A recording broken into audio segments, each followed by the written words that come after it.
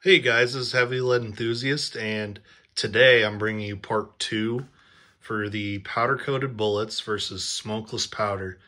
And I had some really good findings on this, some good news and some bad news. The bad news is the bullseye was just tearing up these bullets. It attacked them viciously. And interesting to note, out of all the powders I checked today, was bullseye just clumped up around those bullets when I opened up the little lid thing. Everything else wasn't clumped up like that.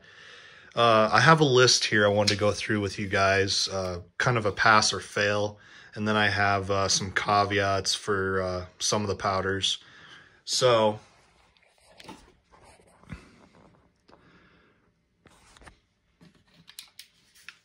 that's better.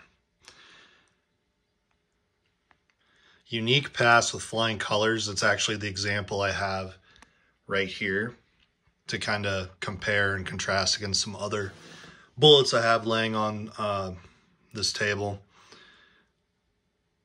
Bullseye failed spectacularly. I mean, the powder was clumped up. And honestly, like these two bullets, the powder does not want to get scraped off. It's just stuck on there. Green Dot 231, the reason I have those stars next to them is because I had an interesting observation with those. It made the forward light blue bullet almost fade a little bit. Now, maybe that could be due to the inconsistencies when I bake that powder coating on the bullets when I do a big batch. It could just be that, but I'd rather note it just in case. Also, the powder did stick to the bullets a little bit, but once I would brush on them, it would come off. So it's almost kind of in between like bullseye and unique in terms of how it reacts with those bullets. Herco was pretty much the same as unique, so passed pretty easily. H110. The powder wanted to stick a little bit, but it did not attack the bullets at all. There wasn't even a touch of tackiness, stickiness. And to kind of describe, just to kind of jump ship for a second, to describe the stickiness on these bullets, it is comparable to if you guys have ever bought the Spear or Hornady swaged lead bullets. They put that like sticky lubricant on it. That's honestly what it feels like. The coating itself doesn't scratch off as easily as I thought, but it's clearly under an attack of some sort, because I'll compare this perfectly good unique bullet. We'll shed some light on the situation. If you guys can see that difference in color.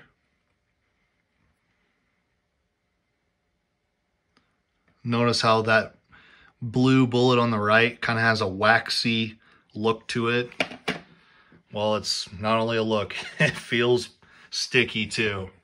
I was really happy with the clean shot, since clean shot's pretty much accurate number 2. And I've had multiple sources online confirm that, or it's old accurate number 2, whatever. Didn't stick to the bullets at all. Didn't attack them at all. They all felt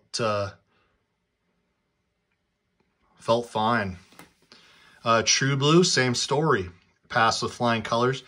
There's a caveat with 800X, and this is kind of a weird one. I passed it because it didn't have irrefutable evidence of it attacking the bullets. But for whatever reason, I have them over here just across from the 800X column. The bullets didn't fade really, that I could tell, but they're like at the slightest amount of tackiness, excuse me. And I just thought that was interesting, so I figured I would record that. I have another notebook if you guys are wondering what I'm talking about. This is just kind of my list of what passed. So I figured I'd just note it just in case, because we're going to check this in another year.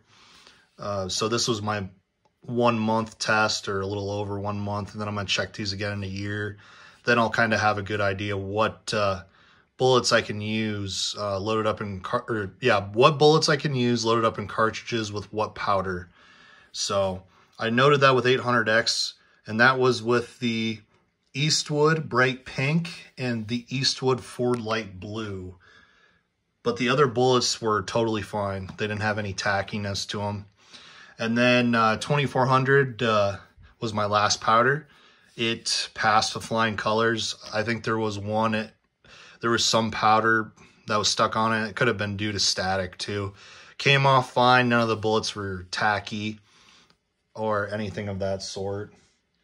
So those were kind of my findings. I figured I'd spare you guys the time of me trying to record one-handed, going through every one. I'd probably spill stuff. If you guys want to kind of see what it looks like, I'll open a few of them. I think the bullseye is still kind of wanting to stick together because the bullets were in there. Maybe not. No. That's kind of like what they look like. I don't have them shoved in. They weren't sitting like, or they weren't oriented like this, I should say. They're all submerged pretty well. I just kind of threw them back in.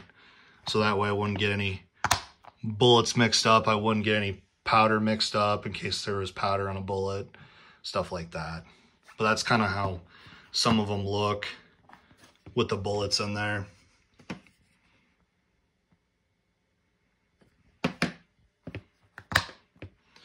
So that is basically my findings for a month. As I suspected, Bullseye was going to fail flying colors. I was hoping all these were going to pass, but that's just life. Stuff doesn't happen the way you want it to. But if that's my list, if you guys want to screenshot it quick, put a pass and fail column. Then on that star at the bottom, I basically wrote, means it had irregularities that need to be examined later for my 1 year test, because I'm just basically going to put all these bullets back in and check them in a year, see if anything new happens. So I wanted to compare these 3 Ford Light Blue bullets. So the one on the left is the unique bullet. The one in the middle is the bullseye one. The one on the far right was the example of specifically green dot, but the 231 looked the same. If you guys want to put in the comments if the left and the right one look the same, or if there's a slight difference. Obviously the one in the middle looks a little different. So yeah, that's my findings with